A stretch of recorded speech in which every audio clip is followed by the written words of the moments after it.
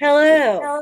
No intro tonight because it did not want to work for me. So we are just live right here, right now. Yeah, Right. Tim, it's great.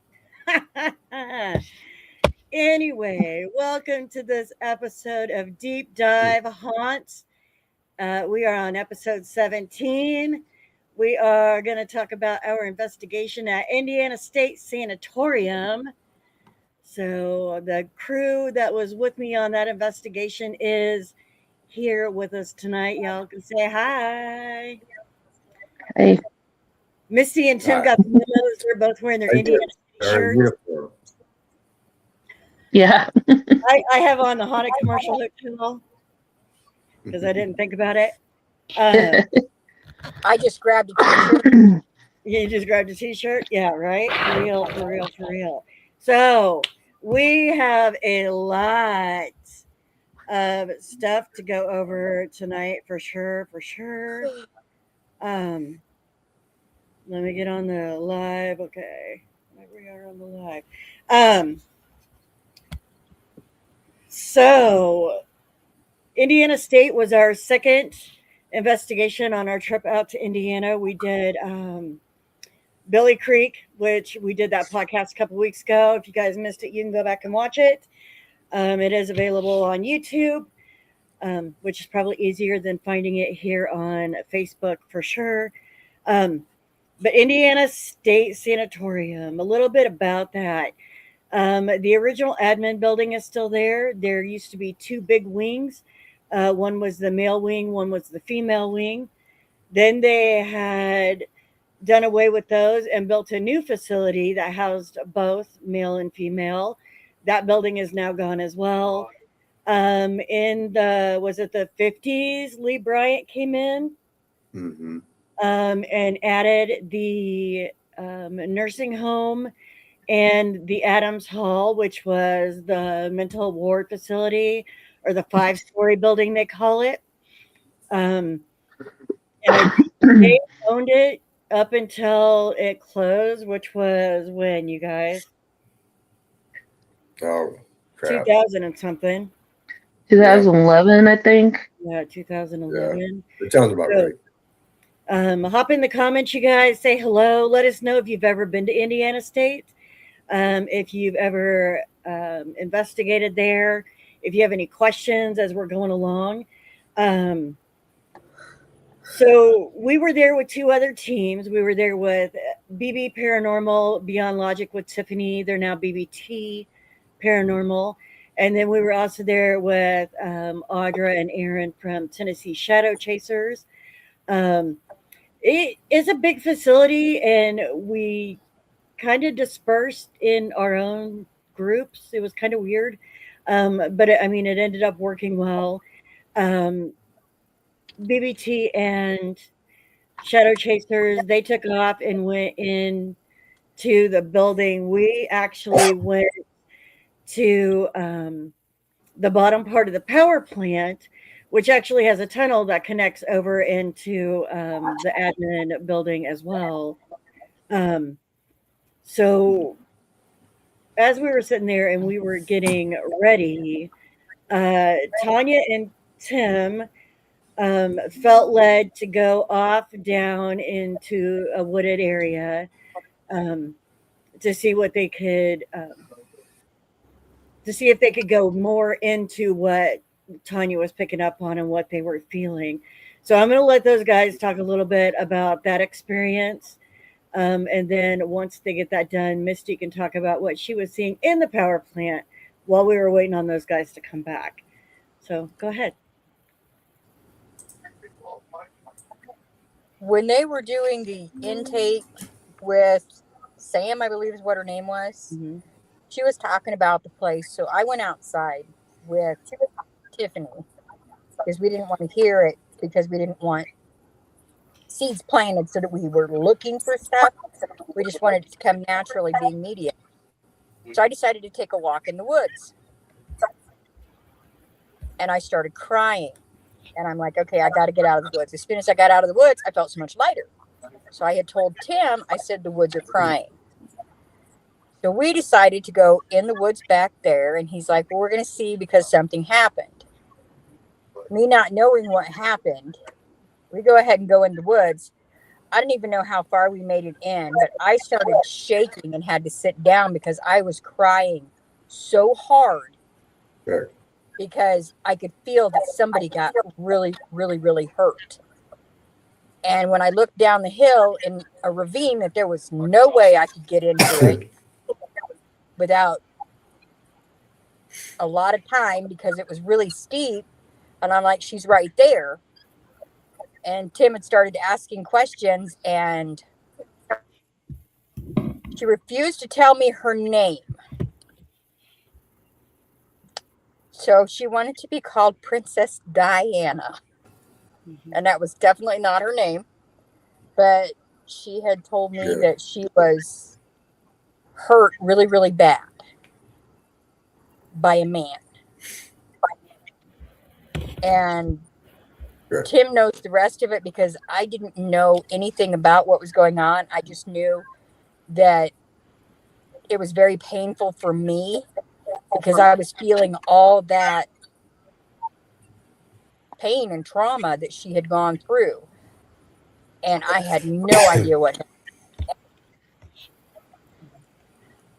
But it took me probably 10 or 15 minutes to calm down that I could get up and walk out of the woods without crying. And as soon as she had her say, I was fine. Right. Sure. Okay, well, I'm going to start off by hopefully my internet stays in because I'm in the great state of Sweet Home, Alabama. I'm outside of Mobile right now because I made a trip to Florida because I had a brother-in-law who died. Hey, and I'll tell you now, the people that tell you to go to Florida to vacation or go there to visit, you want to retire there, I'll be nice. Don't do it. I've been sick every day since. So. And if you live in Florida, no offense. Let me put it this way. Oh. I think it froze up. He did. He froze. Tanya got me and going through it, and we walked up to the edge of the woods. It was a real deep ravine right there, and Tanya got right to the edge of the woods right there, and she broke down. I mean, she was crying so hard. She's right. She started shaking, and she actually fell backwards to the ground. I tried to help her, but we were getting information from this lady who had been injured and had fallen down in the ravine. So we were trying to discuss who she was or try to figure out how that happened. I could hear stuff moving around the wood behind me. Now, realize it's still daylight. I checked like a deer or an animal of some kind, like a squirrel or anything going up down the tree, but I could hear walking. I could hear moving in the woods, and I kept trying to find it. During that whole time, Tanya was telling me about Lady Di. Her name is Lady Di. And so that's who we thought we were talking to. And for that point of it. And it took her a long time to actually finally the spirit to let go of her so Tanya could get up and start walking back out of the woods. The interesting thing was she said she was injured, hurt by a man, and she was badly hurt. She was still down there in the bottom of the ravine, and she was crying, just constantly crying that she had been in pain. Well, later on, after we walked back up out of the woods, we found out the story of a lady who had gotten lost. She wandered away from the place, and I think, if I remember right, she was never found again, or she was found later on. So forth, she wandered off and got lost. So it makes you wonder how this sanatorium was that way. How could people just walk out the door and be lost somewhere? For sure. Patients and what went on in the building. But it's interesting to learn that it's outside of the tuberculosis center is where we were at when this was happening. So it's an interesting story. We couldn't find out later on. She was not a princess, but she related to that. So I think you got that information, don't you, Brenda? What actually happened with this lady or who she was? I don't remember the name now, but Myrtle. No, it wasn't. Was it? I don't remember. Myrtle. That's right. Okay. Myrtle. Yep. So Sam, our tour guide, had said, there is a story. I want to pull you over here. I want to tell you about it. to see if either one of your mediums can pick up on it. So she pulled me aside and we were away from everybody. And what had happened, the story that she said was um, Myrtle was a resident in the nursing home. She wanted to go outside and have a cigarette. And she was fighting with some workers, whatever. And then all of a sudden she came up missing. They did an aerial search. The cops came out. They brought dogs and all of that stuff. And Yeah. they weren't finding her anywhere. They didn't in her room Correct. because the dogs wouldn't have picked up on anything because it smelled like her because it was her room. So the dogs never searched that. After all of the air search and all of that stuff had happened, the very next day, she was found in that ravine. And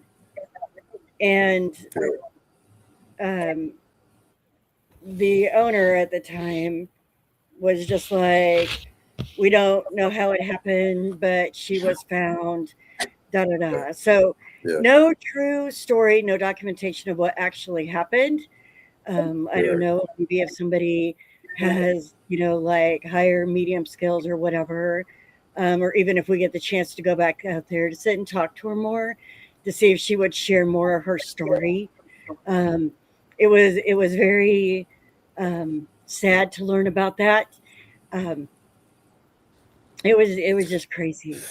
So while they are down in the ravine, like I said, the other teams took off in the building. Well, no, I guess BBT was still outside with us. They were getting ready to start. And outside the admin building on the backside by the power plant, there is a bench that you can sit on. Misty was sitting on it. I was over getting stuff out of the truck. And I'm going to let Misty talk about what she saw in the power plant. So go ahead and talk about it. Well, so I'm sitting there and all the teams are kind of just getting their stuff ready, and everybody's kind of getting ready, so they're getting their stuff out. Nobody's really got anything started quite yet. And I'm sitting there and all of a sudden I see a light, looks like a flashlight, but very, very diffused, like shining in like opposite directions, like there's more than one person in there shining lights different directions. And I'm like, well, that's weird because all the teams are accounted for. They're right up here. The only people at the time was Tim and Tanya, and they were on the other side of the building. This is something I'm seeing on the inside, and they're up the hill as well. So they're nowhere near shine lights behind this building to illuminate it. But I'm kind of watching this happening and I'm like wondering what's going on. So I asked one of the other team members, because I just see it going off. I said, hey, there's lights going off in there. They went over because they didn't see the lights. They just quit when I mentioned it to them. And they went over there and they tried to recreate this, which I think it was Chuck who went over there with the flashlight and went in and was shining it. The thing is, it wasn't even dark outside. It was just kind of just starting to get to dusk, barely. I mean, we could see all of our equipment without flashlights, so it's not dark. And you don't have the flashlight out for anything except for going into the buildings.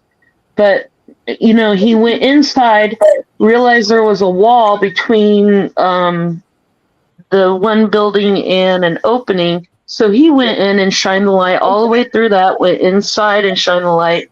Never saw the same exact light going in, but something similar when he flashed it a certain way. And I was like, okay, that could have been it. So I dismissed it. But later again that night, I saw him again and also had Tim see him that time as well. So, like what went in to Hmm. debunk it again, and Yeah, you guys couldn't debunk it. exactly. Tim went in that time, and the flashlight was a different brightness than what we were seeing. But we watched it for a good 5 minutes that time going off. And then we were like, we should really record this. But then, when you go to record, it's done. It's not doing what Yeah, it's doing. exactly. But I mean, he just sat there and watched it, and I'm like, that can't be anybody because they're behind us deep in the building. And I think even one team wasn't even at those buildings at all.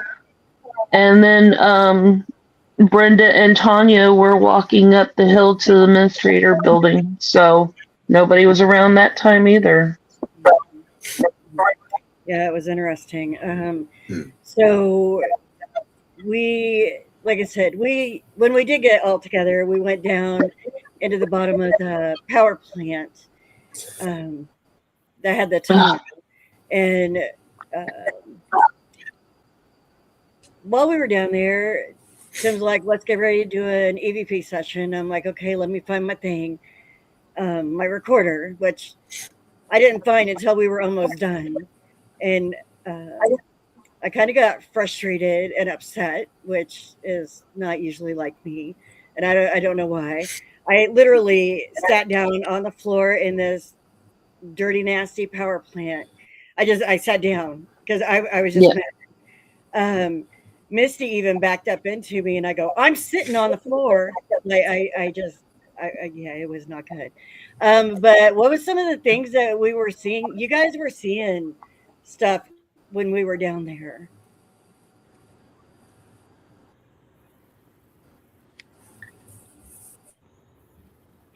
You want me to go ahead? Yeah, don't I, hesitate. I, well, I know Tim was having us look for an entity that had been seen in the area before. So he had me kind of in one area looking down this one way, and I remember seeing something look like it would peek out. It would get darker and peek out and go back in and do that kind of like peek out and go back in down this hallway. It seemed like it kind of came forward towards us, but I don't know if I caught anything on camera because I still haven't gone through that bit of camera yet. We do have a few Oh, this video sucks. clips, you guys, that I will bring in and share. You will need your headphones for them, though, um, for a couple of the EVPs. But Misty did share, and I do have them on here or ready to go. So, anyway, go ahead, Tim.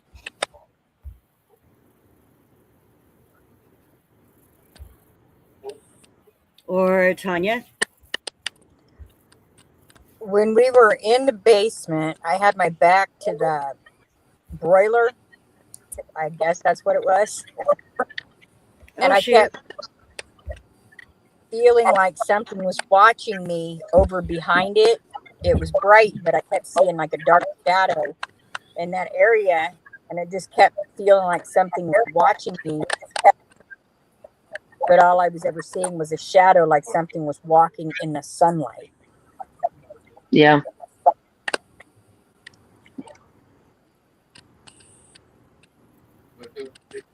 Are you with us, Tim? Oh, there he is. Here he is.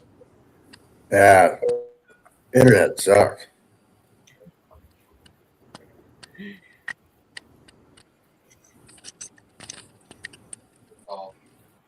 Well, okay.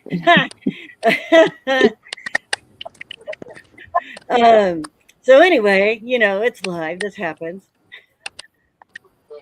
Are you typing things, Tim? No, Somebody's making a bunch of clicking noises, and it's driving me nuts.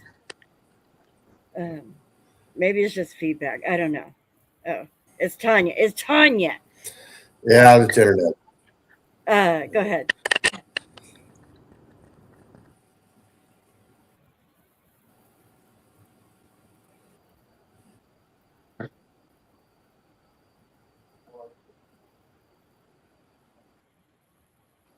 You can share, Tim. Hmm.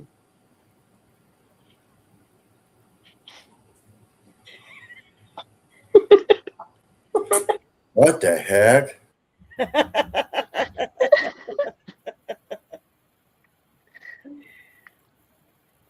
All right, we'll come back to Tim. I think he's freezing in and out too much to know what we're saying.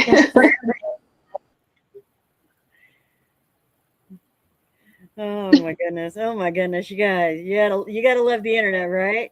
Oh, Yeah. it's great when it works. It's great when it works. Yeah. Okay. Do you have anything to add about the basement under the power plant? Me? Yeah. Yeah. Okay. Well, maybe if I can stay in long enough, we will.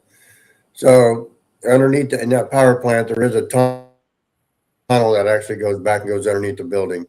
So we were trying to focus on the tunnel because there's supposed to be a shadow that runs from the back door into the tunnel. That's one of the things we were focusing on down there. And the shadow moves around, and I know Misty was seeing the shadow poke in.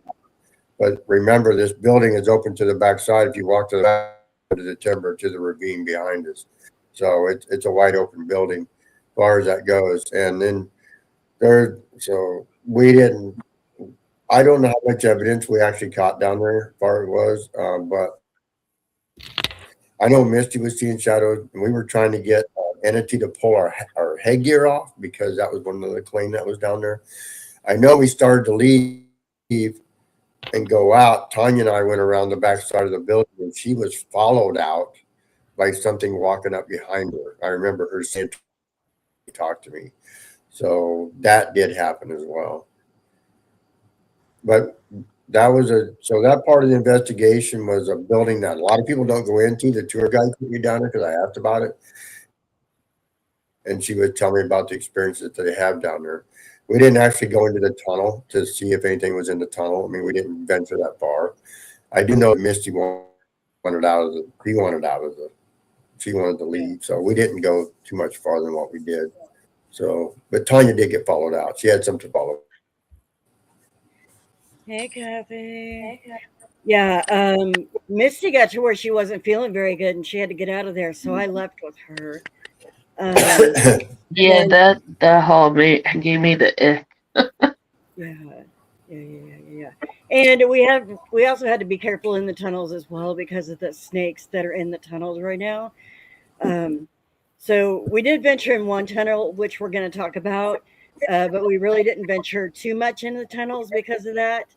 Um, we were looking at the types of snakes and stuff they have in Indiana, and those are black snakes. And I'm like, black snakes in a dark tunnel. No, no, no, no, no. Hey, Monica. Um, so yeah, so after they came out, we went in and we went into the tunnel. Um, so we went in, we walked clear to the end of that tunnel, um, which wasn't as far as I thought it was. Thought it was going to be longer. Then I went back into like a maintenance room. So then we came back up and we found some chairs, kind of like at an angle, and we sat and we did an EVP session. And while we're sitting there, we actually hear what sounds like um, a cart with squeaky wheels or like a gurney or something going up and down the hallway. And we were hearing it on one side of us, but then we started hearing it on the other side. So we were hearing it on both sides of us. Um, and we were trying to get it to come closer and things like that. I asked, um, I'd asked if it would come closer and if it was working, or Tanya asked if it was working. Um, and on one of, I don't have it broken down yet on the actual EVP, but on our camera recording, I think Tanya said, "Are you fixing room?" And there is a whispered response that says, "I am." So I thought that was really cool. in there. What else you guys remembering about that tunnel part?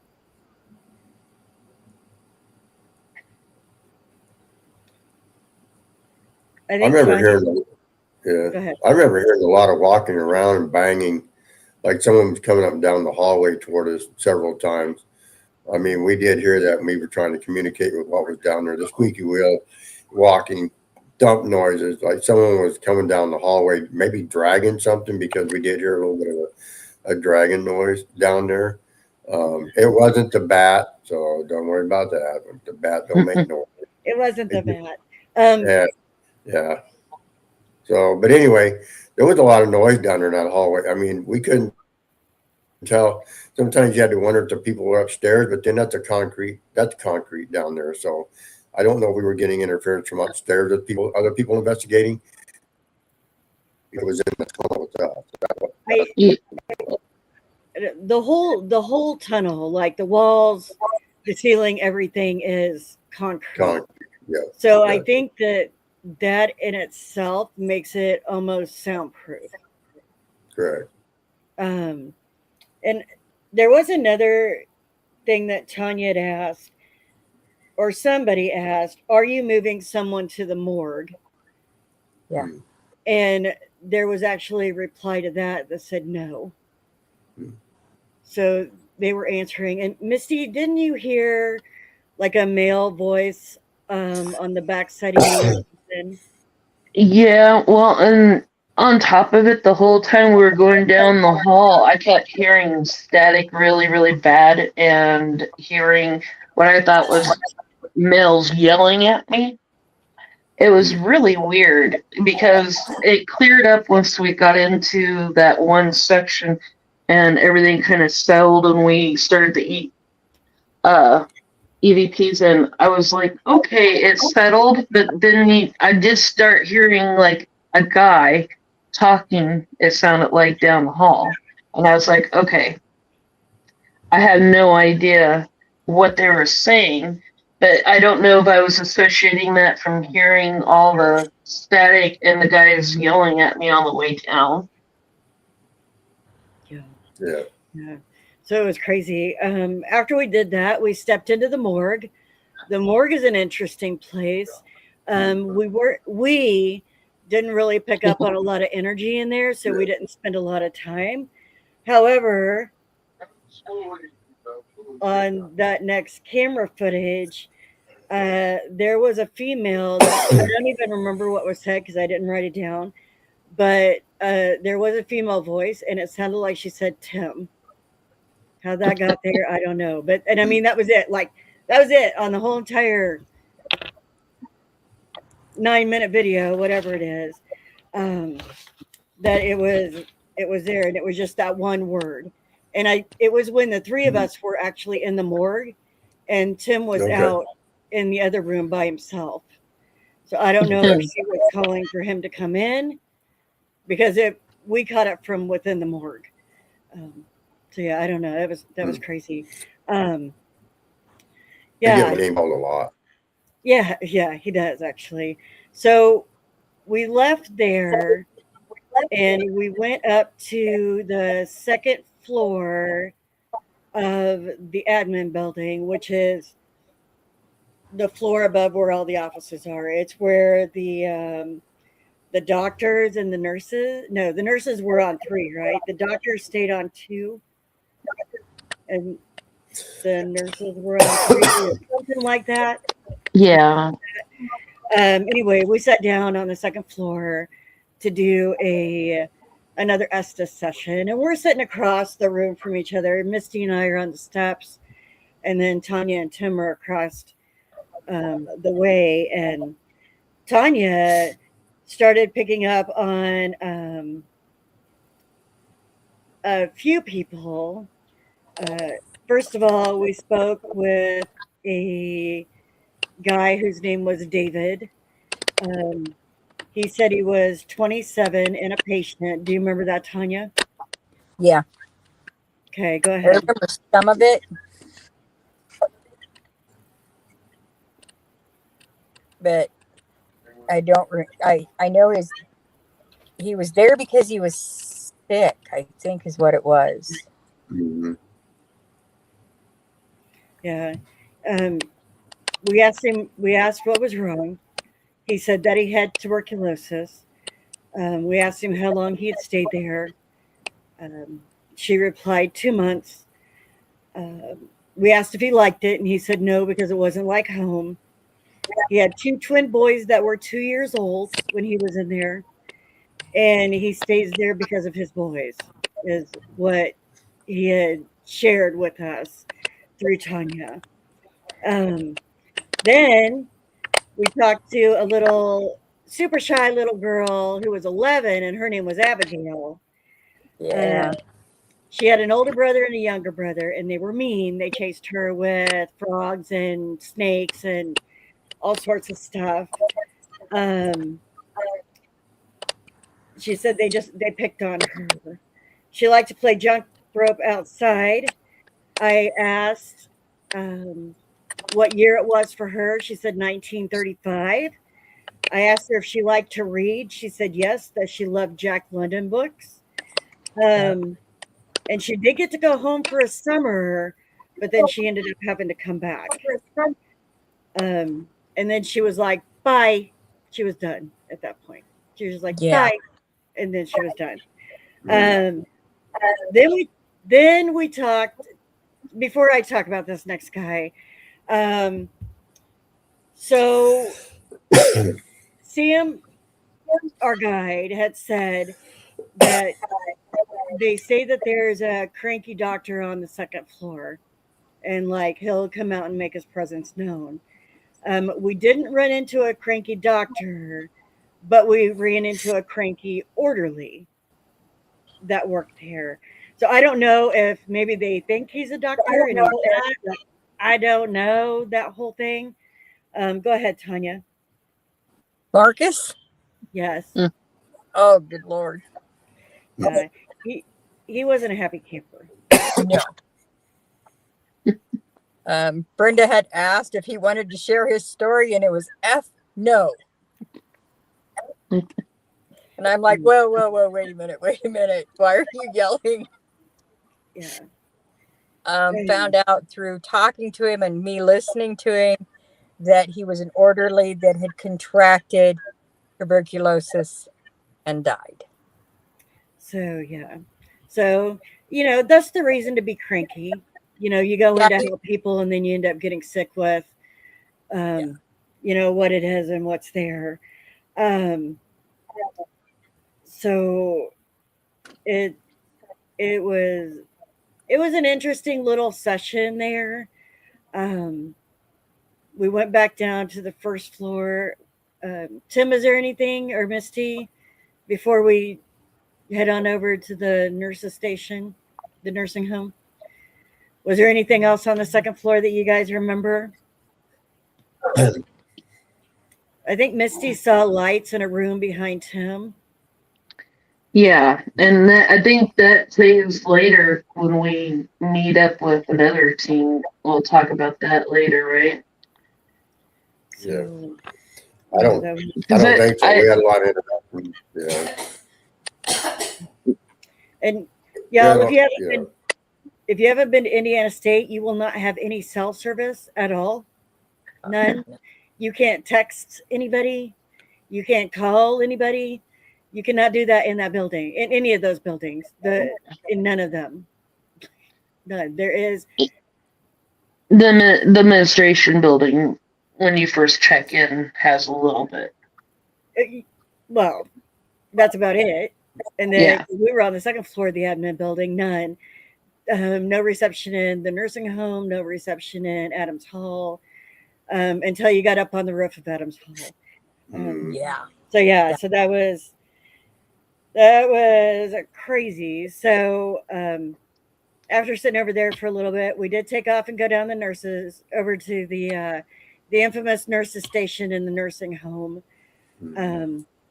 I'll let Tim talk about that hallway because when him and I were there a year ago and we did a self-guided tour, he had some issues. So I'll let him talk about that hallway going up to that part. Well, there was a room down that hallway. I didn't care much for the hallway. And there was one room off to the left. I don't remember the room number. I should have looked, like 309, I think, something. And then I didn't like that room either. But when we first went there a year ago, I didn't like going down the hallway, and I stopped at the nurse's station. It was like a disoriented mess. Like something was flying around the room, and it made you dizzy at the nurse's station itself. That's the center of the building. So the nurse's station, it sits, and there's 4 hallways that go out each way from there. I didn't care much for that. So when we went back this time, I got into that hallway, and I felt the same way. I felt like I didn't belong there, or something didn't want me in there. So I was a little hesitant to go down the hallway, but we did anyway. We got to the nurse's station. We walked around the nurse's station a little bit. We did some EVPs there. We did a little Estes sessions and stuff, trying to get something to communicate. We had a little bit of a hard time. There was another group down the hallway, and we were getting a lot of contamination on our audio from that point. So it's a little hard to discern if we caught something there or not at that time. But we sat there for a little bit trying to get some communication from that, walked down the hallway 2 ways to see if anybody was in the building. There's reports of animals getting in, bobcats, so forth. So we wanted to make sure we wasn't getting something else that was in the room that wasn't supposed to be in the room, in the building. So we went through quite a bit of time in there, and then we decided to go on to the Adams building after that. But that hallway and that room down there, there's something in that building now and then, and I think it's still there.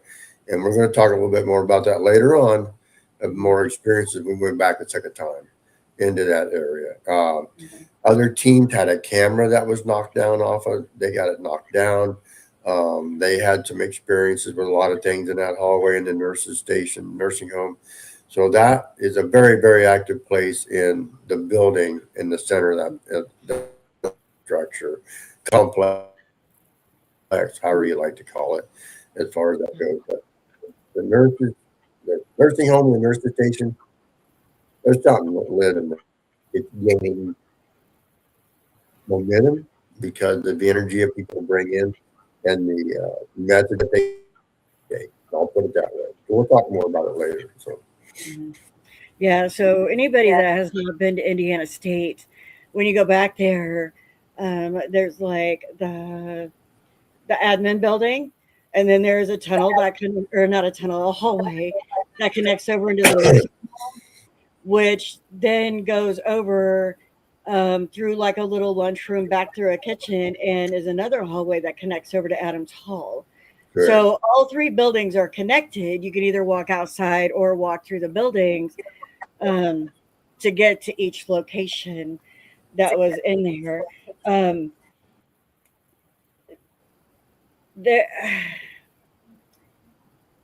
There was one part where we were at the nurses station, and us 3, Tim had done an Estes session on down the hall from us, but Misty, Tanya, and I, because it's on the video, we all heard talking. Okay, mind you, there was another team not too far away. They were in that little cafeteria, and you could hear them. But when we heard it, because I'm like, "What was that?" and Tanya goes, "What was that?" and we're like, "Oh, it must have been the other team."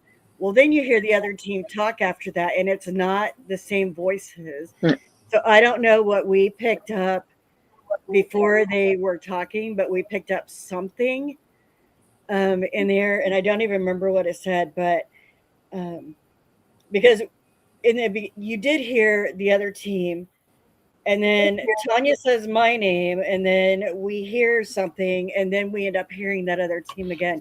It was just kind of weird how it kind of happened in a succession, but it definitely was different than the other team. But that one, it was weird.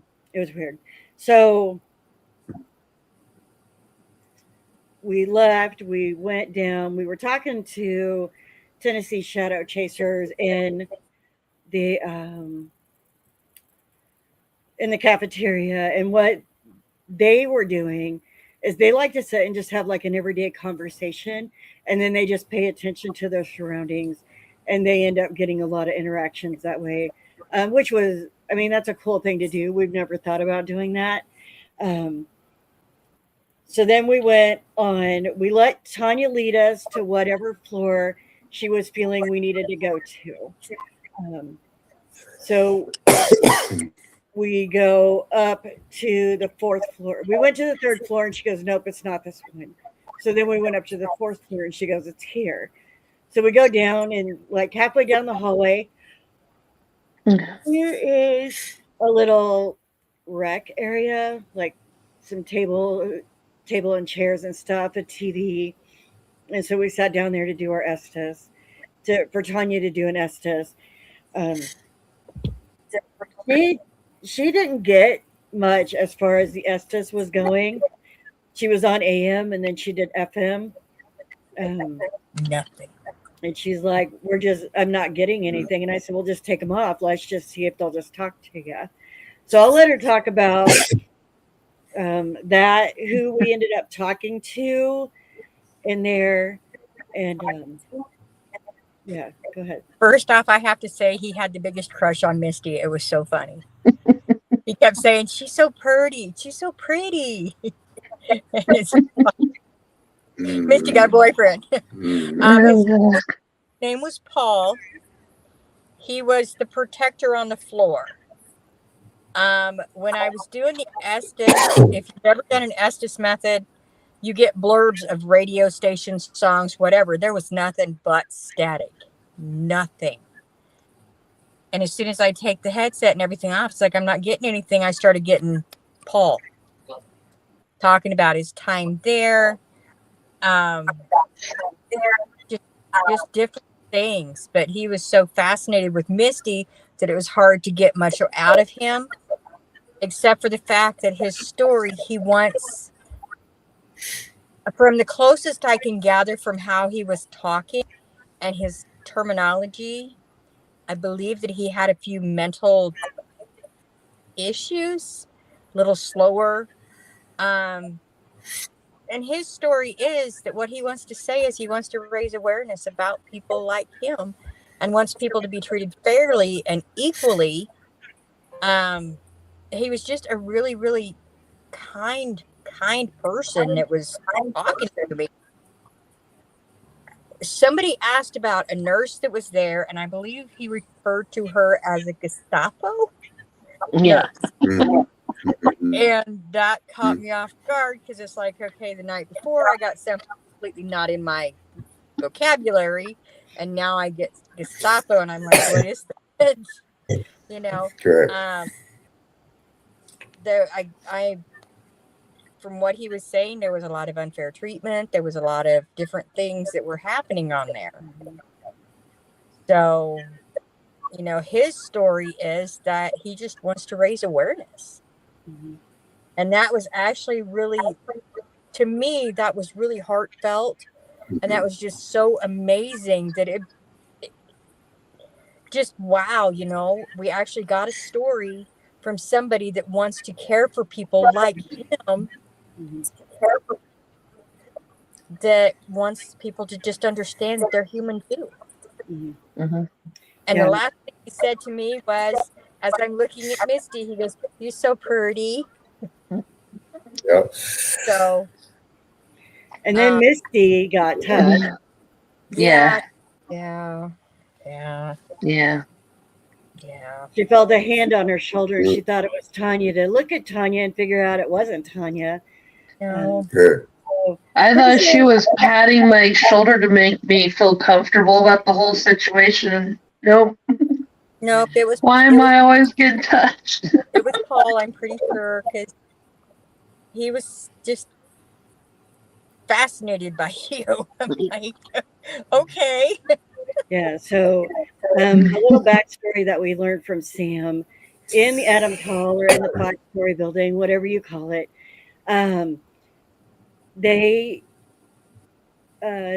There is something that's not quite so nice over there. And Paul is a protector of the building. So like if you feel bad in any area, if you call on him, he will come help you.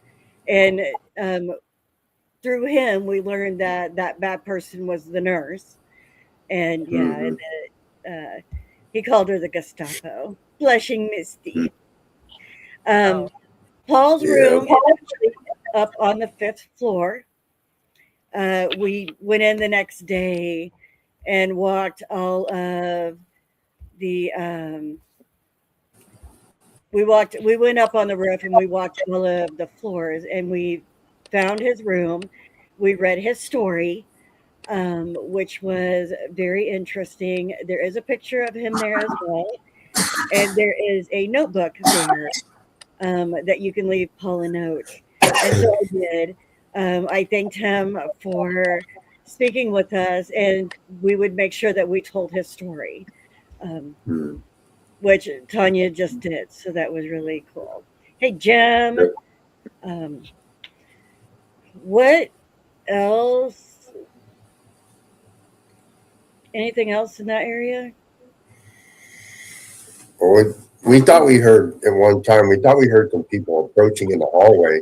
We thought one of the other teams had come upstairs or was walking up the stairs. And when we went back, we went to leave. No one else was in the building but us. So we did hear some movement in the hallway, a little bit Yeah. of walking around. Now, keep in mind, the Adams building, you about need a tetanus shot after you leave there because it is a dilapidated mess. There's doors laying in the hallway. The Mhm. plaster's falling off the walls. The mesh is down, and I mean you can see through the walls. And it's pretty much dilapidated, so to speak. So you're going to hear someone if you physically walk in that building, you're going to hear someone walking because there's just Yeah. so much on the floor that you can't help but hear the noise. Mhm. We did not. Nobody came upstairs. Nobody walked.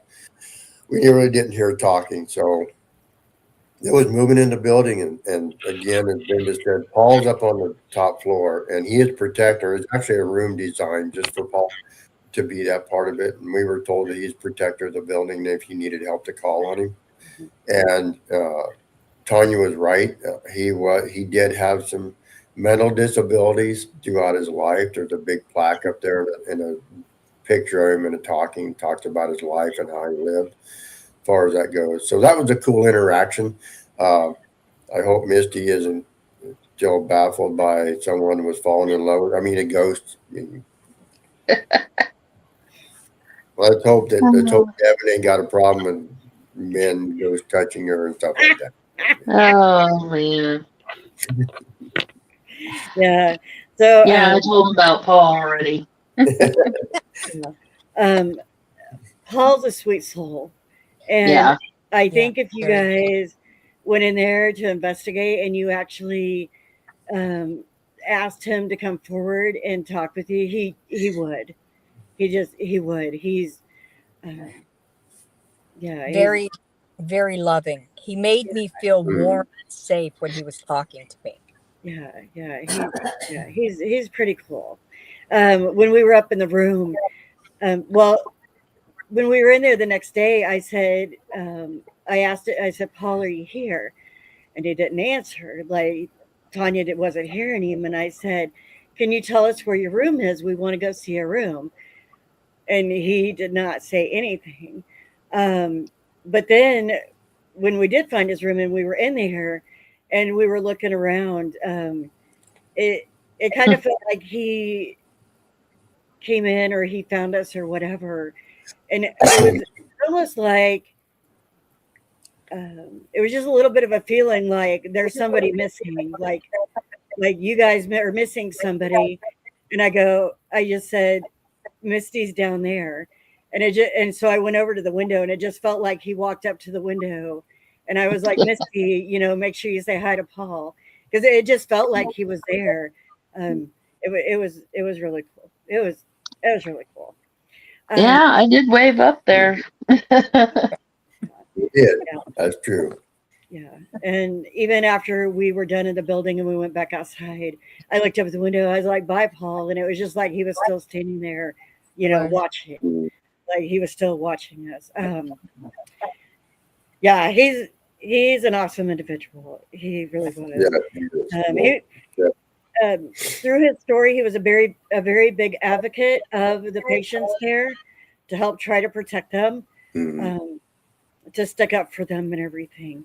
So, um, we, funny enough, we go all the way back through the buildings, all three buildings. Like, why go outside when you can just walk back through all the buildings? Um, and that because walking back through all the buildings, we realized we were the only ones in the buildings. There was nobody else there. Like everybody else Okay. had left. They had went Right. back over to the office, or they were at the superintendent's house or whatever. Um, so then um, we did go over to the office. We went over to the office, took a bathroom break, went to gather. I think we went to pick up something. I don't know. We needed more battery chargers or something. I don't remember what it was. But when we went, we decided uh, that we were going to go investigate a little bit of the woods. Now, before we get into this, and the reason why Mhm. I am giving it the nickname that I'm going to call it here in a moment, we were also informed by our tour guide at the beginning that there has been skinwalker sightings out of Indiana State on like three different occasions, skinwalker sightings, which Mhm. intrigued Tim and intrigued Chuck and John. And, they were like, we're going to go to the roof, we're going to watch for skinwalkers. And Mhm. Tim's like, we're going to go hunt them and all of this stuff. And we're like, okay, well, while we were sitting over there, we decided we're going to go in the woods and uh, see if we could find a skinwalker. Okay. We didn't actually go in the woods. We stayed on the road, where this. Well, I'll let Tim tell the story, but um, I was prepared. I was like, "Do we need chairs so we can just sit and watch? See if anything happens?" I'm like, "Oh wait, we're going in the woods, so we're going in the woods, so we don't need chairs." So I literally thought we were going like in the woods, but we were. Yeah. There's one area where one comes out, and I nicknamed this area Skinwalker Gulch. Now I'm going to let Tim talk about it, and you'll understand why I called it Skinwalker Gulch. Um, Go ahead. A skinwalker? Yeah. Yeah. I tell you what, you get a chance, we go skinwalker. Anybody out there wants to go hunt a skinwalker, look me up. We'll get in the truck. I'll go find one. I think it's gonna be awesome. One of the big things was they saw an 8-foot shadow. This is a report. Actually, run across an open field toward the building, and then run across the road into the building. That was the report. That one piqued my interest really good, and the people that were with us, and we all wanted to go find the skinwalker. Another one was the guy was driving around the building, and as he was, there's a river, a creek behind there. This thing come out of the creek, ran in front of his car, and ran into the nursing home area. So me being area where it ran across in front of him, so we stood there for a little bit trying to see if we could figure out if we could see him.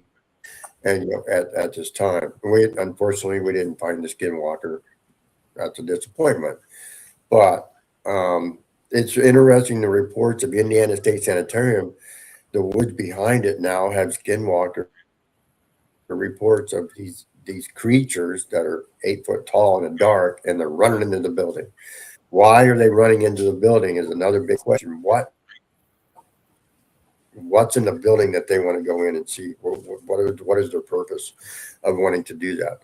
So is it a skinwalker? It's an entity out there that's from the building going out into the woods and coming back. So that's the big question. Ever get back to Indiana State, I am actually going to go into the woods. I'm going to go up where the water tower is, whatever, and see if I can find something out there. Unfortunately, we did not get anything. I don't think the other team actually interested. I know that the BMP, they actually walked into the woods, were shining lights along the river, trying to see if they could find something in there. And I don't know if they found anything or not, if they were going to drop anything. But the interesting thing is, why now skinwalker? State Sanitarium after all these years. Or what? Yeah. What? So Yeah. that What type has of happened? investigation or entity. What has happened and what is going on? Kathy said she's in. So Knock yourself out. I know. So we're standing there along the road, right? And it literally goes out maybe 3 feet and then it drops. And I don't even know how far down it goes. It drops. And that's why I call it Skinwalker Gulch, Yeah. because this 8-foot thing come up out of that ravine up over the road. Like, that was crazy. That was Yeah. crazy. He- We did had stay there for said- a minute. Go ahead. He had said that it was snowing when the guy went through and there were no footprints. Yeah, that's right. That's right. No footprint. That is true. I didn't even hear that. I didn't even hear the story at all. I was just kind of marching up front there, so I didn't hear most of the story. Yeah. Well, then when we were walking Right. back Yeah. up to catch up with you guys, when you were going back to the end of the parking lot with the Tennessee Shadow Chasers, I think Mhm. Misty and I were walking behind you guys, Mhm. and the fog got so thick that we couldn't even see you Yeah. guys anymore. Correct. Yeah. It was bad. Dead quiet. Correct. And Misty and I stayed together. We were, if we could have, we'd have been holding hands to stay together, walking all the way back up there because we weren't going to separate. Yeah. No, it was really bad. But we couldn't Yeah. even hear you guys until Yeah. we got right next to you. That Because it was, fog came in quick. It was good. It Yes, has- it did. It was had thick. rained. It had rained out there that day. So the humidities were at the right level. And we had seen Tennessee Shadow Chasers. They were out shining flashlights up on the building. So we walked up there to Right. talk to them to see what they were doing and everything. And in the midst of like 10 minutes of being up there, it went from clear to like cut with a knife thick fog. Like we Yeah. couldn't see anything. It was such a spooky feeling. Good. Yeah, it was crazy. But- You guys So you will know see it. what? That's when we should have went. Yeah, that's when we should have went in the woods because that was Skinwalker. That's what I think.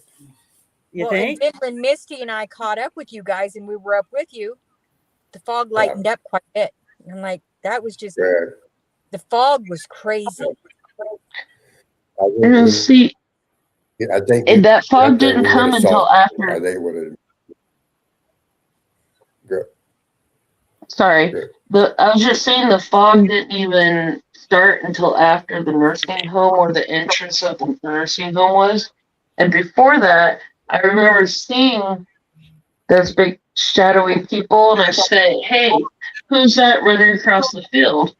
We thought it was the other team, and they weren't. No, they were still in front of the building, and Right. lost them in that mist. When we started walking up, there's when that mist started happening, and that's when I was like, "Okay, that's weird." Mhm. That whole experience going up there was weird. It was. Right. It was crazy. Kathy says fog creeps her out. Girl, this was like the movie The Fog.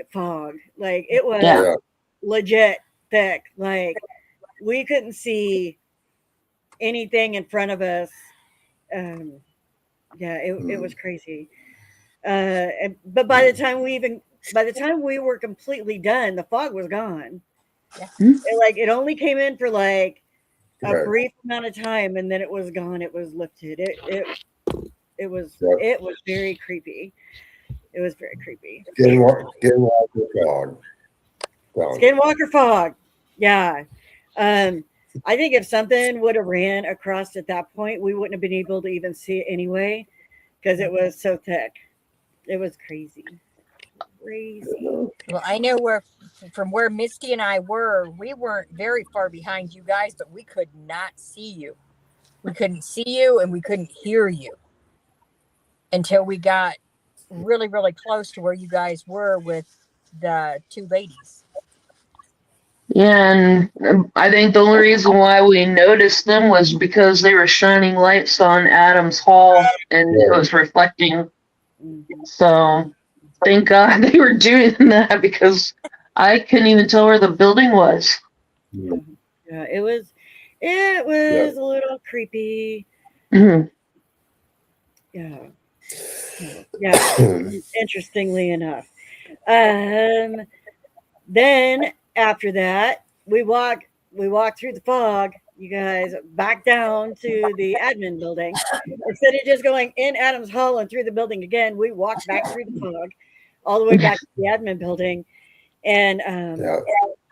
we decided we were going to go in the chapel up on the first floor. So we went in there. We hung out for a little bit. It's so Um, bad.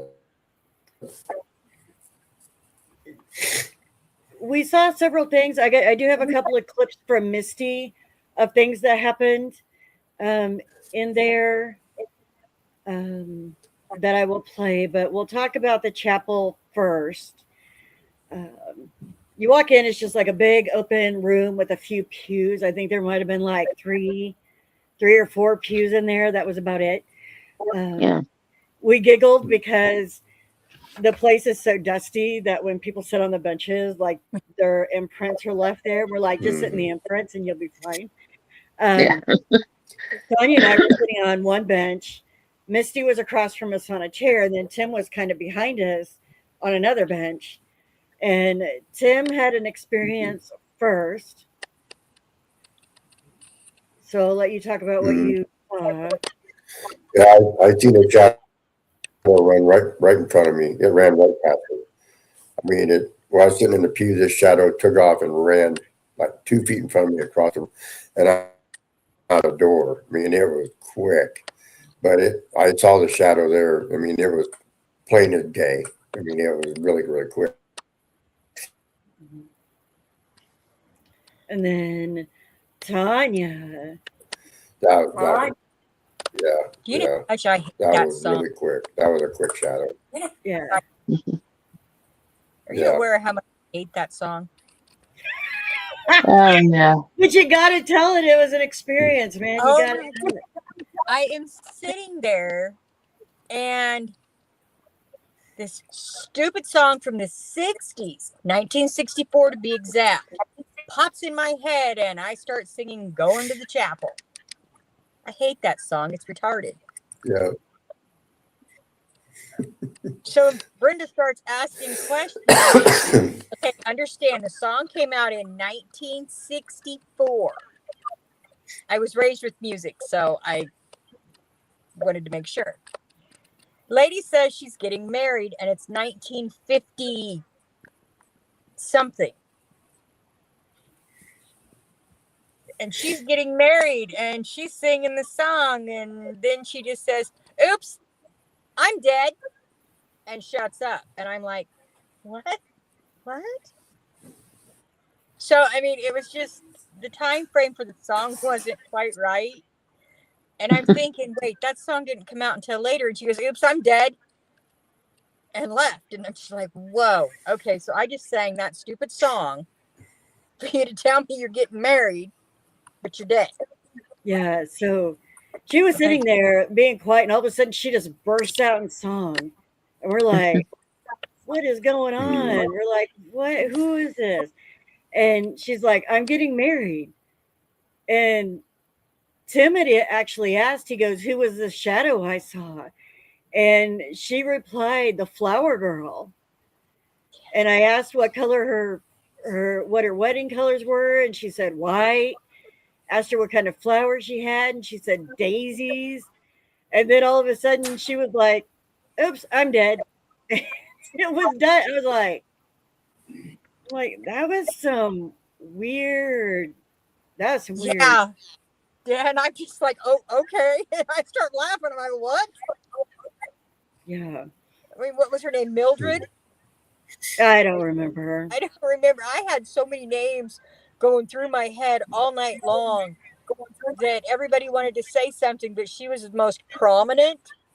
So she was the one that I went with, and that was crazy. I'm just like, wow, that was interesting. So, Misty, talk about where well, we knew you were in the chair, but talk about these two videos Okay. and the experience. So So the first one will be of the well here. I'll just play it and then she can talk. yeah.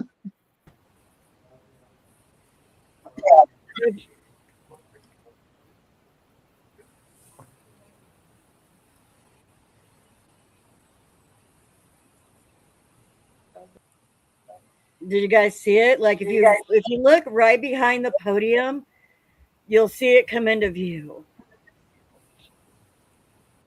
And Oh, should be right from left, I think, on your. Right there. And what is interesting, I was talking to Misty before the podcast because when we first got in there, BBT was coming up the hallway and they had come in. So I had shadow play on my camera, but I knew it was from them. And she said this was actually like 23 minutes in. And so by that time, BBT had already been gone and had been gone for a while. And this, mind you, is like 2:30, 3 o'clock in the morning. And Tennessee Shadow Chasers had already gone back to the office to go to bed. And BBT was leaving to go back over to the office to go to bed. So we're the only ones in the building.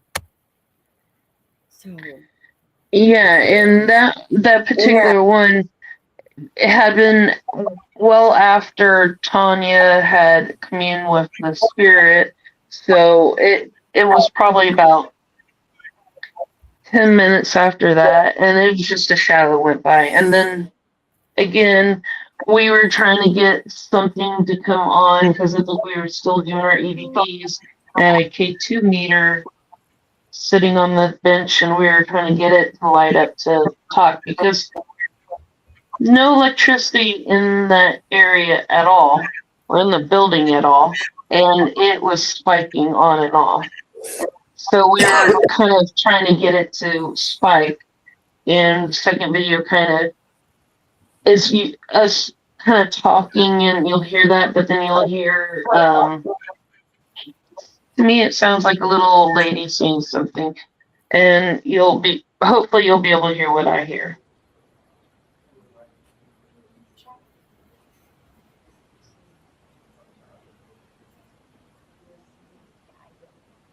if not, you'll need to put your headphones on. But watch the K2 meter on the podium. It lights up and then it lights up again, and then it's shortly right after that.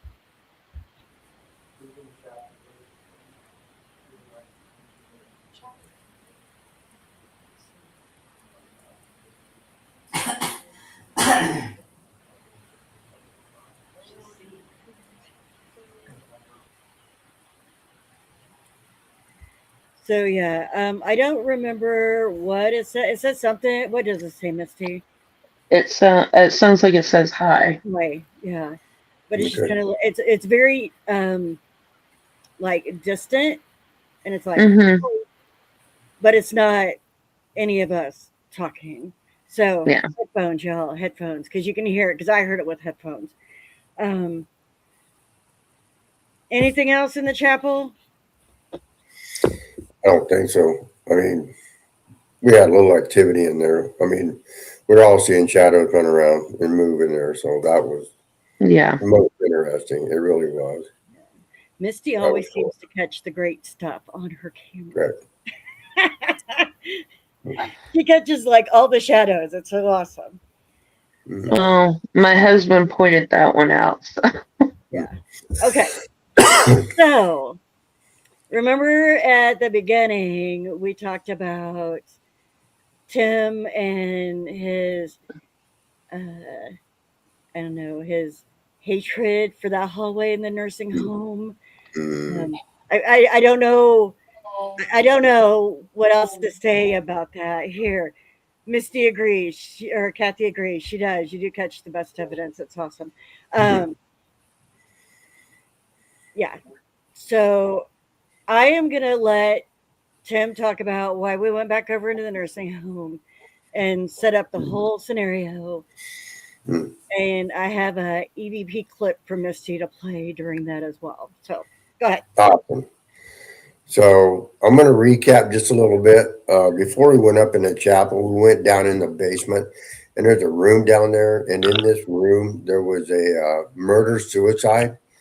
And so we go back and reflect on the lights that Misty was also seeing in the boiler room and in that building. Mm-hmm. So we went into this room because I already knew the history. I knew the story of what was happening down there. So we tried using the how I want to put this. We tried using the abilities that everyone has to see if we could follow through and find what had happened in this room.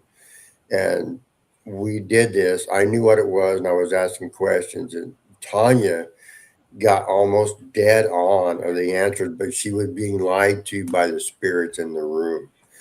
But the murder suicide, finding the guy dead on the floor, the weapon underneath him, the other people that were in the room, but she got a little bit lied to by one of the spirits in there and led her in the wrong direction. But it was a dead on match to what had happened. So at the same time, we were talking to Misty about the building behind me, seeing the lights happening all the time in the lights. And she started telling the story about how she saw people running away from it and how thought people died, and Misty was dead on to what happened. So we don't really, what I want to say is we're trying to use the abilities that everyone has to see if we can tell the story and get the facts of what's going on in this building. And it worked out really, very well. These two were dead on with what they had said and with the happenings that were in there. I want to express how pleased I was with that, how well that worked, because it was an actual great experience to have that happen. So it helps them with their abilities to bring them out and to know what they are and to know what they say and what they're following through with is actual. That's part of our group and what we're trying to do, because we want that to happen. We have that all recorded as well. So hopefully we can get some evidence and some information off of that. So thank you guys for being who you are, because that was, to me, it was a great time experience. Let's go back to I don't know if you guys want to comment on any of that, or being down in that room and what you thought or heard or felt at that time. Mm-hmm. Well, I know after the guy kept telling me all that stuff that was wrong, all he kept saying in my head was, I can't tell all my secrets. And I kept hearing it and kept hearing it. And it was like, yeah, so you lied to me. Thanks. But yeah, I can't tell all my secrets. Yeah. She got mad at him. Like, she literally got mad. I think she heard him laughing as we were leaving the room. She yelled at him. Like, he made her mad. He made her mad. Like, I told him, I said, you made me look like a fool because you can't tell me the truth. You're a jerk. And he started laughing at me. I'm like, ugh. It's Devin. Anything. Yeah, it's great. Why would I tell you the truth? Can't hear nothing, but I get the idea. We can hear you. Yeah, I can hear you, babe. Oh, I figured that. I'm outside. Misty, Yeah. anything else on that? I just remember being like feeling anxiety and not really wanting to be in that room. I was like ready to leave that room as soon as I went in that room. So it makes sense now, knowing more of the picture of what happened in that room. But I don't know. A lot of times, the places I walked in, I didn't quite like it. So I mean, Sure. I don't know if I was just picking up on like just the general like feel of the place when people were there or what, but Sure. So for the second time during the investigation, Misty got touched in that room as well. She got touched on her leg. And she was like, Correct. please, Correct. she was like, please tell me that that's not like a snake or a spider or anything like that. And there wasn't anything there. But yeah, she got touched Correct. again during Sure. the investigation. So Kathy But said that she was, wants that, to. yeah. That was a great exercise for us as a group to bring out those Yeah. abilities for everyone to do that. That was a great exercise. It was great. I hope we do some more of that to help it. And I think it helped. I'm hoping that it helps everybody in the group them and know what goes on with them, and be able to know who you are and what you do. So that's one of the reasons I like doing it. So hopefully it does, and I hope it helps me. So we'll get over to the nurse's station. So I decided to go back into the room to figure out why the hallway and why that one room is bugging me so much. What's going on down there? Because I want to know. Because I want to face what's there. What's going on? So we went back. I went into the room I don't like. I stood in the back of the room. I turned on the recorder. I turned on my camera and so forth. We were trying to get it. I had asked Tanya. I'd asked two of the group to go out and stand in the hallway back to back in the doorway where I could see both of them to see if anything was going to happen there. And Brenda stayed in the room with me. We started getting interaction. Brenda thought she saw something over my head turning black, just spinning over my head the whole time back by the closet. But in the hallway, Tanya started explaining how the hallway was turning darker, and it kept getting darker and darker.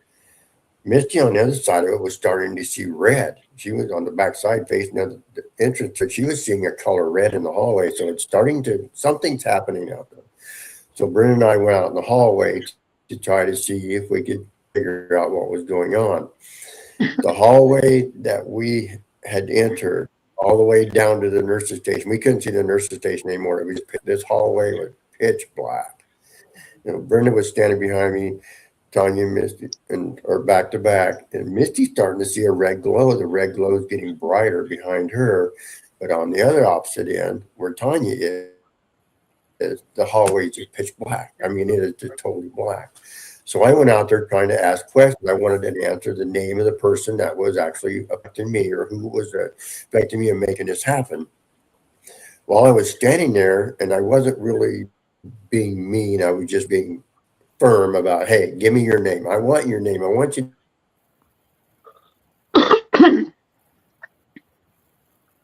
you're going to do this no matter what. And down the hallway, there's this gray ball about the size of a basketball. Comes straight down the middle of the hallway.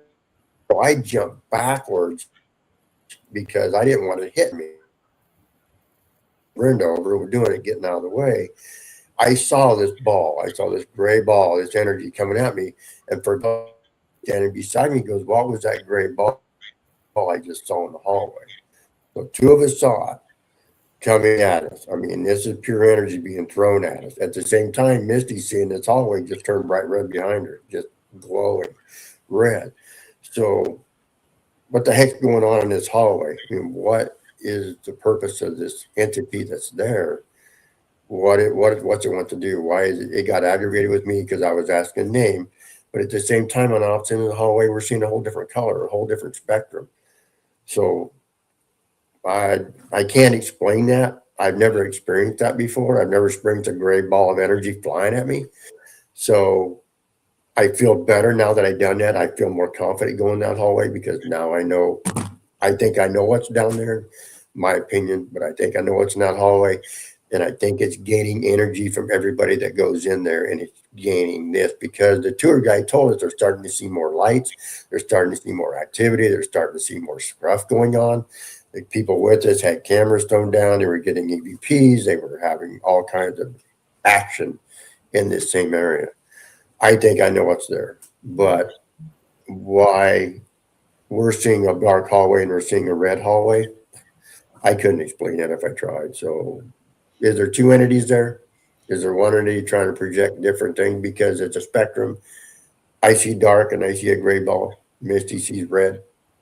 Brenda saw the red. She saw the same thing. So why was it communicating in that manner? I mean, it was a fascinating experience. It really, really was. Now I have no fear going down the hallway. I know exactly what to do. So So I wish we had a $10,000 camera crew with us to follow us around.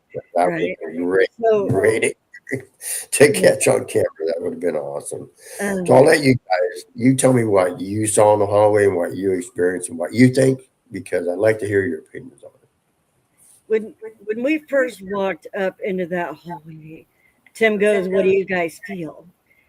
And I said, "We're about to get charged." Correct. That's what I felt like. Whatever was down there was going to take off and come running straight at us. So when he's like, two people out here in the hallway, like I ducked in the room. I'll admit it, I ducked in the room. Um, Kudos to Tanya and Misty because they do way more than me. I don't. I'm getting better, you guys. I Yeah, really. you are. But when we were out in the hallway, I even though I should have been looking the same direction Misty was the whole time, I could not turn my back on how dark that hallway was. So I was facing the same. So the whole time, Misty's the only one facing backwards. And she was like, guys, I see red. And Mhm. I turn around, like I'm holding my camera still facing down the dark hallway, but I turn around. I wish I would have turned my camera around. Not that you can see in night vision anyway, but um, and the hallway was the glow of an exit light. Mm.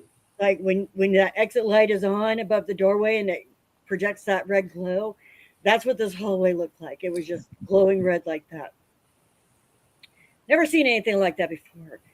Um, I go back around and like Tim had jolted back and we're trying to see where this thing is in the hallway and everything, and she goes, "It's getting redder." And I turn back around and it's not glowing red anymore. And I mean, it's red and it's like a bright red. And it's not just like dimly lit, like the whole hallway is like bright red. And I was just like, holy crap, like this is insane.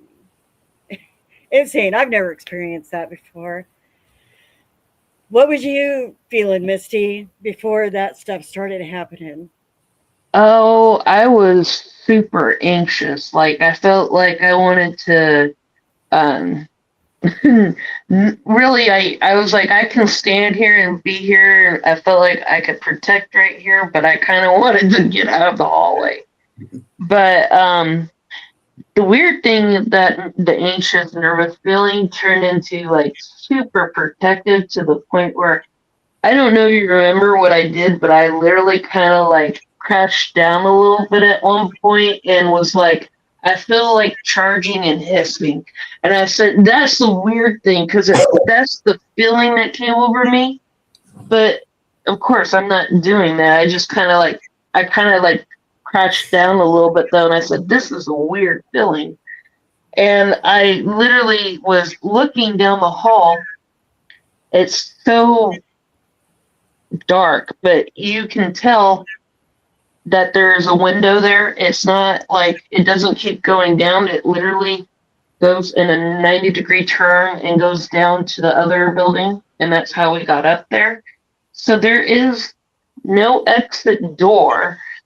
Again, there is no electricity. So there is nothing to be able to power light for an exit door and no reason to have an exit there. But at that moment, I just had that overwhelming feeling of something wants you to charge or it wants to charge you. And I was like, oh, that's a horrible feeling. And I said that to you. And you're like, well, stay here. And I remember Tanya grabbed the back of my shirt. I think that was you grabbing the back of my shirt. Yeah. I was like, stay here. And I'm like, yeah, well, I'm not going anywhere without you guys. There's a wall there. Yeah. But it was just that overwhelming feeling like something's going to charge or something. Mm. And watching the because I finally made it through the rest of my videos yesterday. There isn't even an exit sign hanging. No. No. Like there is nothing.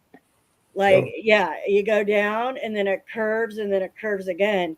But even the doors that you go through, like there is no exit sign hanging there. Mhm. So, hey Myra, the thing about when that was happening to her, I actually started shaking. Like I started shaking really bad. And I was like, no, I was like, you got to back off. Like you're not taking my energy and stuff like that. It, I, I think if we wouldn't have decided like enough was enough at that point, I don't know what would have happened if we would have stayed there like 5 more minutes. Yeah. Um, because like like I said, I've never like I've seen hallways get red like that, but not without any electrical Yeah. source.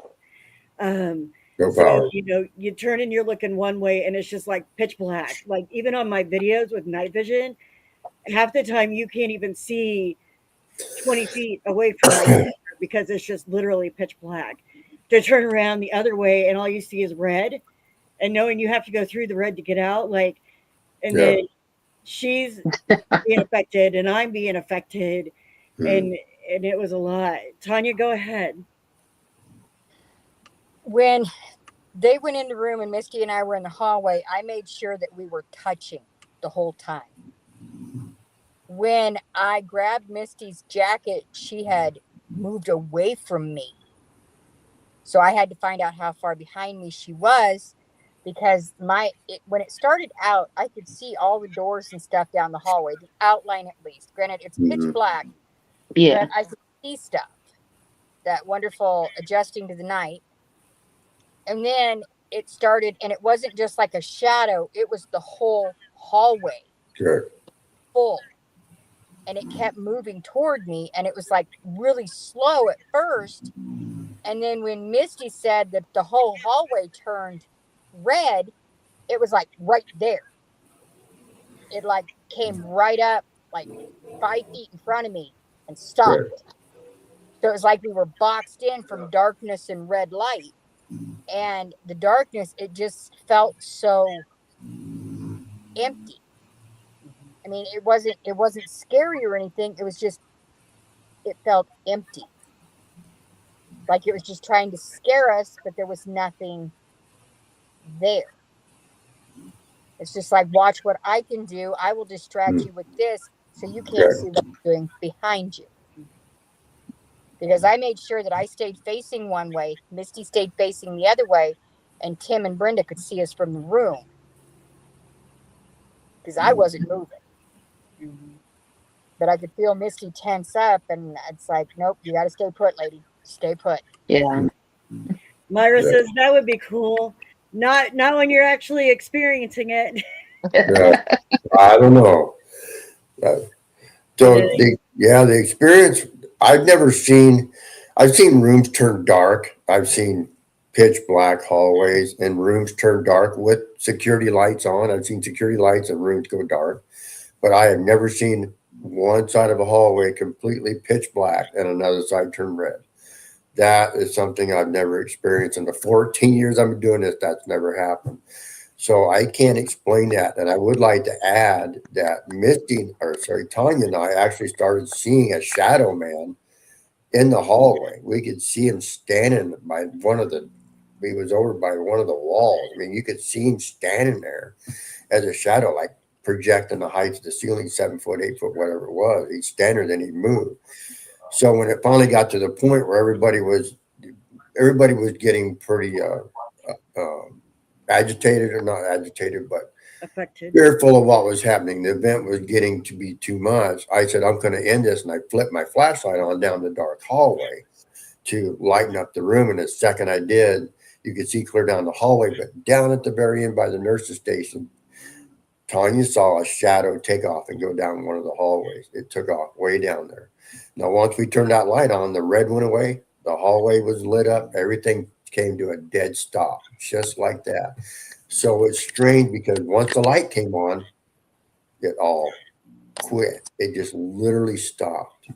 So whatever's in the entity in there likes the dark. It likes to create that immersion of scaring you. It's looking for a feel. Yeah. It's looking for reaction. It's looking for energy from you to react and get stronger and create more. And the more we stood there, the more everybody was feeling a little bit of apprehension and all. And I was trying. I've done this long enough. I was like, you're not doing this to me. But the ball of energy, that has never happened to me either. I've never seen a gray ball of energy fly down the hallway at me. That was intense to the point it's trying now. So what was in? So anybody out there got an idea of why this gray ball of energy came down the hallway toward me and Tanya? I seen it come down the center and it turned and came toward me, and that's when I stepped backward. But once it got to that doorway, it didn't hit me. I didn't feel it. I didn't feel it go through me. I didn't feel anything. Neither did anyone else. So what is the fear factor? The thing, was it using all of our energies to, I was trying to get it to talk to me. Everybody else is getting, Misty's now in the protective mode. Tanya's wondering what's going on, and Brenda's starting to shake. Is it using that, trying to say, hey, look what I can do if I grab your energy and make it happen? So beware. If you go in that hallway, you go down there, be careful of how you react and what you do, because I think it uses that as a way to take your energy and create itself even bigger. Why is it there? Why does it exist? Why is it in the hallway? Why are more lights being shown? Why are more things happening at the end of the hallways? People can see shadows are moving back and forth. Things are creating. So something's going on in that place that it's building energy on, and it uses every one of us to try to do that. It's throwing cameras now. So poltergeist, it can get into poltergeist activity if it wants to. So if you go there, don't get me wrong, go to Indiana State Sanatorium if you're a ghost hunter or you're starting out as a ghost hunter, because it's an experience that you need to experience going to this place, because it is a ghost hunter dream when it comes to paranormal. Believe me, it is. So will we go back? Will we go back? Get in the truck. Let's go back, because I'm ready. Let's go back. That specific entity stays in the nursing home. Yeah. She, whatever, does not go to any other building, just in the nursing home, primarily around the nurses' station. And I also want to add real quick, if anybody else has had this same experience that we just had with a darkness and a different light structure in it, please share it with us. Let us know that you've had that, and maybe we can try to figure out why this is happening, because we want to know. We want to know what's going on, because, I've been doing this for a long, long time, and that's never happened. I've never had a ball of energy thrown at me, and I've never had two light spectrums in the same hallway at the same time. So please give us some information if you have it, because if you did that experience, share it with us. I'd love to do it. So Kathy did not get to go. She did not. All right. So I'm going to play. Anybody have anything else before I play that clip? Nope. Okay. I am going to get this clip. All right, hold on. So in this clip, you're going to see, it's all in Misty's camera. You're going to see it. She pans around to one way of the hallway, back the other way. Headphones. When I first heard it, I thought it was Tanya. Going back and listening to it, it was not Tanya, because Tanya talks after that. And then, yeah, it's kind of crazy.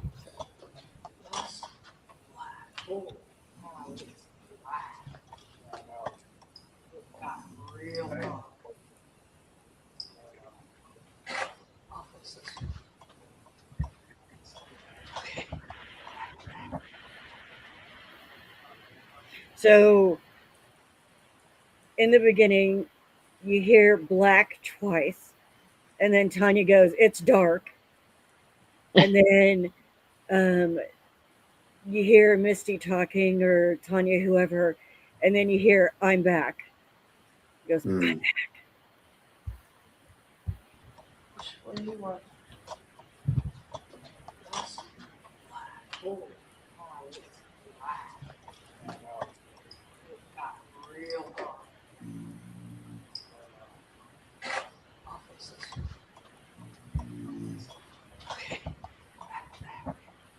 Oh, So she goes, okay, and it goes, I'm back. I hear it. I hear the black, and I hear it. Yeah, yeah. So those are really good catches that she caught. Um, yeah, the nursing home, man, that ain't no joke over there, you guys. That's I ain't some gonna lie. that is some crazy stuff. Adams Hall is another crazy. It all is, and it all is worth going out there and doing, for sure. Hmm. Uh, Kathy said she definitely heard it. Um, it it's weird. So So keep in mind the nursing home, the bed, the blankets, the pillows, the sheets, the clothes, they're still in a lot of the room. yep, the It's Yeah. dressers. just like they got up and walked out. It Yep. literally the imprint of the people that were there is still there, and you can this room I went into, I thought somebody was laying in the bed when I first stepped in the room. I thought somebody was laying there looking at me. I really did. So Yeah, when we were out there a year ago, yeah. he goes, I don't like that room, and I walked in it, and I'm like, why don't you like the room? Like, there's nothing wrong with this room. Hmm. Like, I didn't feel anything about it, but he didn't like it. Um, yeah, I but know I know now. So yeah, I'll go in the room. I'll go down the hallway. yeah. So anyway, yeah, crazy experience, you guys.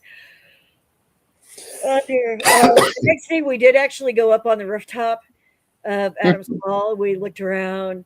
I got some video footage from being up there.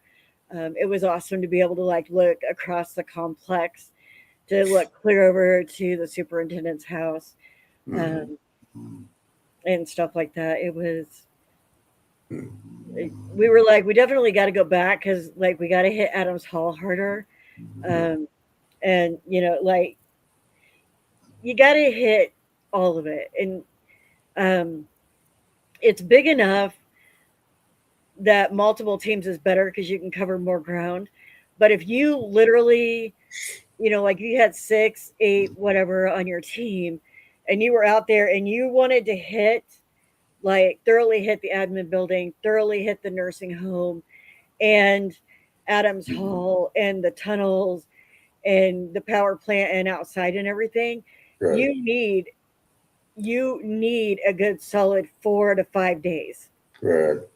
Like I'm not even gonna lie. Like there is so much because even if you said, "Oh, I'm only gonna spend 30 minutes here or an hour here, and then we're gonna go to another floor and do an hour," in 8 hours, well, 5 to 10 a.m. If you did it the whole time, you're still only gonna make it through maybe the tunnels and the admin building with like the morgue, and maybe one hall of the nursing home, and then that's it. You're gonna be like done.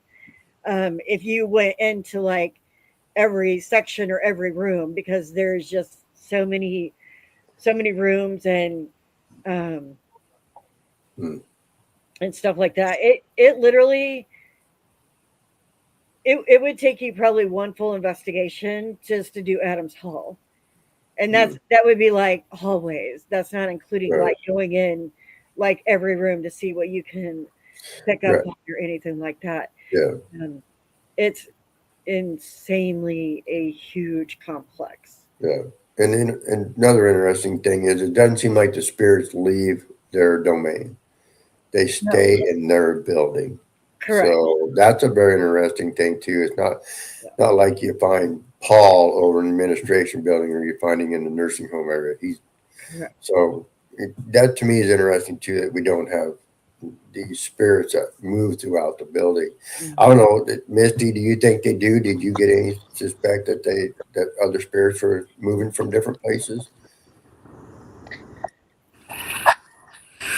Honest, honestly, I didn't feel like anything was completely separated. Like, I think if they wanted to, they would, but like honestly, they're where they're the most comfortable. Okay. So no reason for them to move. Okay. They didn't deal with the people over at the tuberculosis wing, so why go over there? I just literally think it's that simple, and if they wanted to, they probably could follow you building to building if they wanted. But maybe they're just more in their spots than what they're comfortable with. Mhm. Fair enough. I agree. It is interesting about that building. So Yeah. Yeah, I think that is a good point. Staying where they're most comfortable. correct. Yeah, for sure. For sure. Anybody that has been watching, do you have any questions, comments?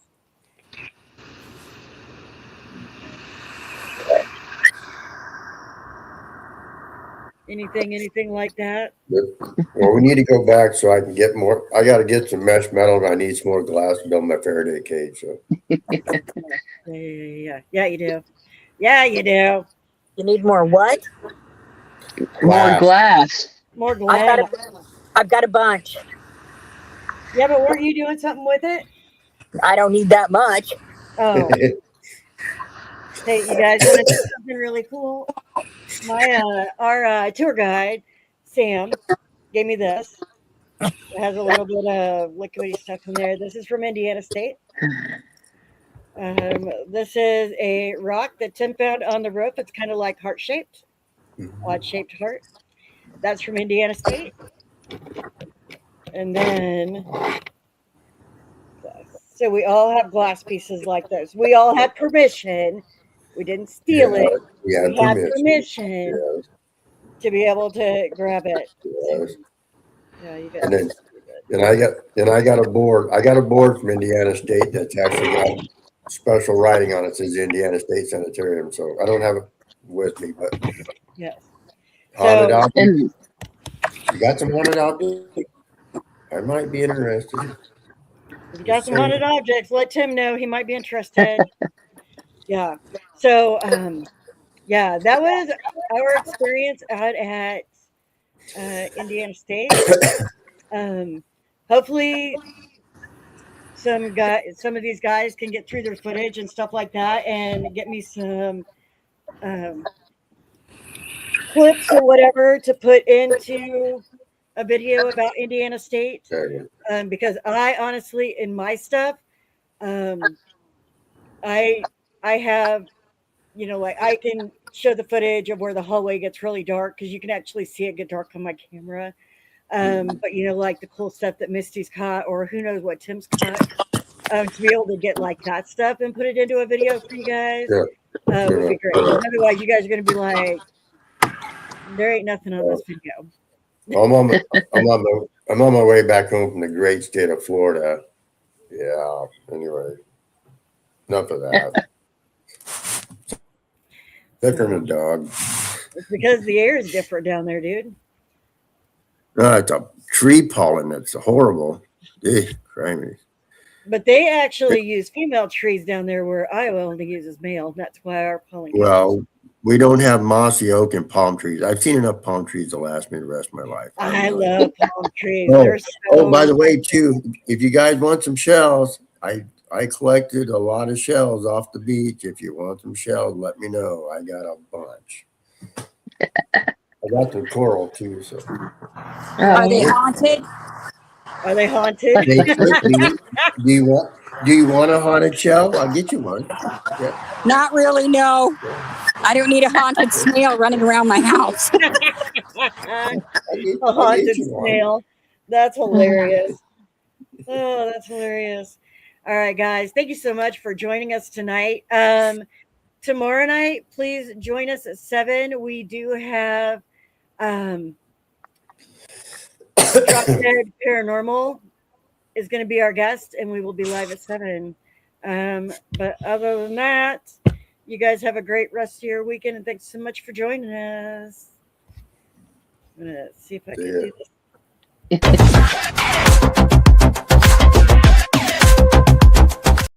going to play. Of course, it's not going to play. Hold on.